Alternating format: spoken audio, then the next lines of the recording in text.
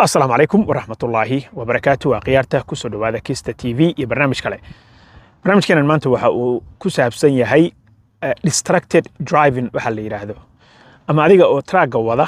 in aad ku safaadid ama aad isticmaashid aaladaha telefoonka sida TikTok-ga YouTube-ka iyo Facebook-ga hatta hadii aad message diraysid dhibta ka timaada mid adiga dusha ka saaran bay noqonaysaa sababta aan u soo qaatay arrinkan waxa weeye kulligeen saan u badannahay as drivers danahay waxaan isticmaalnaa telefoonkeena xilliga gaariga aan wadno taas cid ay ka qarsoon tahay ma jirto laakiin dowladda federaalka ee dalkan Mareykanka waxay ogoshahay in hal mar aad taaban kartid telefoonkaaga and that's just to answer the phone well that's why bluetooth ka loo sameeyay laakiin dad fara badan oo waxa jira kulli guilty waan ka wadanahay aniga naftayda waa ku jira laakiin dad fara badan oo waxa jira telefoonkii iyo shaqadii isku dhex wada waxaan u soo qaatay arrinkan nin cadaana oo marayay Phoenix Arizona ayaa 3 bilood ka hor waxa uu galay shilka markii uu galay shilkaas waxa ku dhimatay 5 qof oo Amerikaan ah 5 qof oo ku dhimatay ayaa waxa ay u keentay ninkaas in su'aalo laga weydiiyo waxa sababay maadaama roob uusan jirin baraf uusan jirin weatherka uusan xumayn waxa ku qasbay ama ku kasbay in uu shilkan galo ama uu iska arki waayo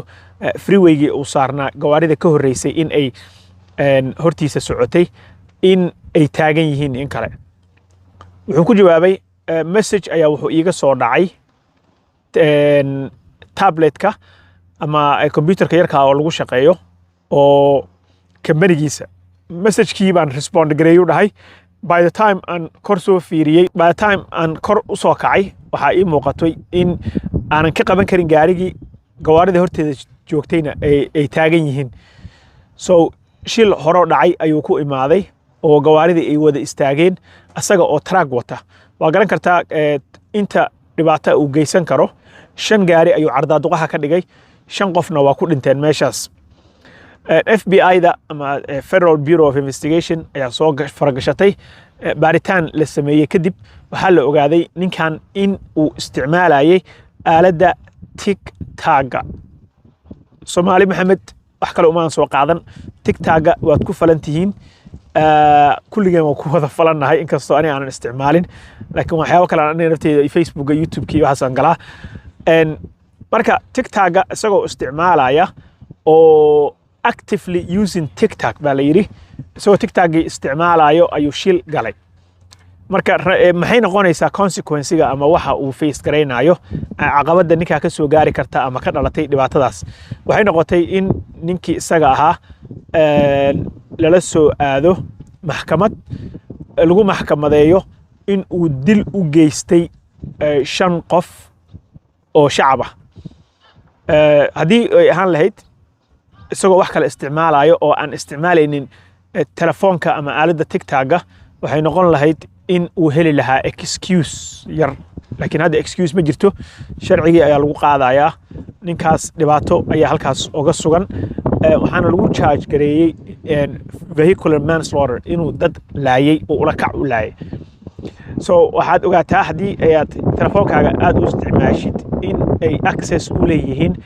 FBI-da hadii ay soo faragashato oo baaritaan lagu sameeyo waxa ay xaq u leeyihiin inay soo baaraan ama ay ogaadaan waxa aad ka sameynaysid meeshaas iyo wixii aad isticmaalaysay iyo app-kii ku furnaa iyo hadii text message aad diraysay iyo hadii Facebook aad ku jirtay hadii YouTube ku jirtay hadii TikTok ku jirtay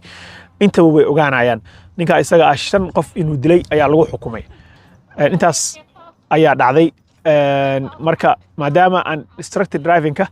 sida in cabitaanka inaan aartay adoo qaxwahaaga iska cabaayo oo indhaha inta gaariga ka qaado wadada aad qaxwahaaga ku dhufato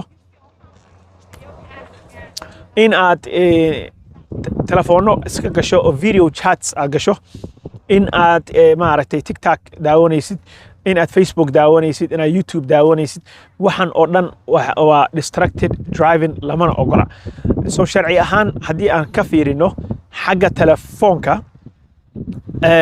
first offense هذه هتا officer كليه وكو أركو دنبيga كواد $2,750 ayaa lagu ganaaxayaa sida sharciga ah waxa kale oo jira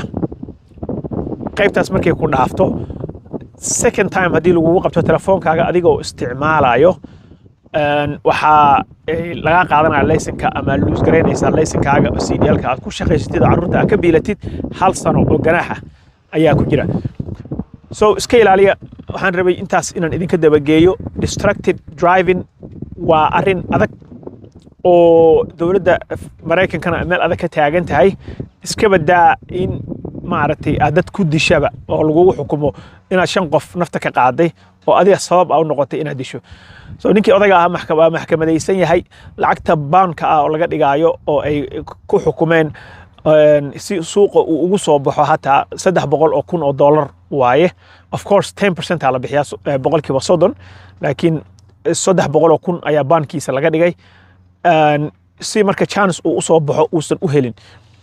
xabsiga wuxuu ku sugi doonaa maxkamadda intay u dhamaanayso maxkamadda markay u dhamaatana de kulay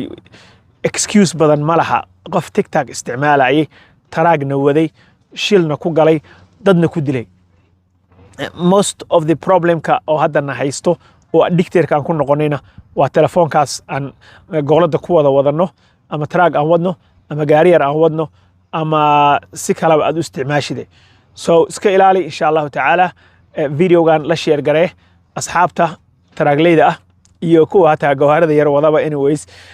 regardless way caawinaysaa in laga wada hadlo arrimaha noocana waa in aan soo bandhignaa waad ku mahadsantihiin inaad la daawataan intaan videoga wassalaamu calaykum waraxmatullaahi